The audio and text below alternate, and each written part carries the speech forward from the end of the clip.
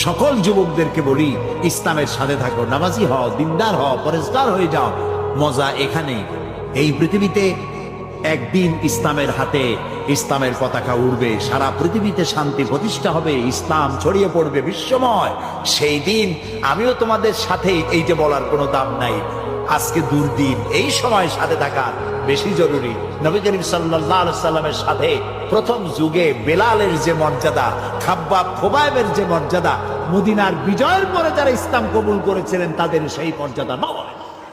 এরা কোরআন শরীফে আল্লাহ নিজেই বলেছেন, বদরের যুদ্ধে যারা অংশ নিয়েছেন আল্লাহ তাদেরকে মাফ করে দিয়েছেন, তাদের সমান কোন সাহাবী হতে পারবেন না। সুতরাং ইসলামের আজ দুর্দিন, বিশ্ব জুড়ে আজই সময় কাছে আসার, কাছে ভেড়ো, ইসলামের কাছে আসো, ইসলাম ছাড়া কেউ মুক্তি দিতে পারবে না।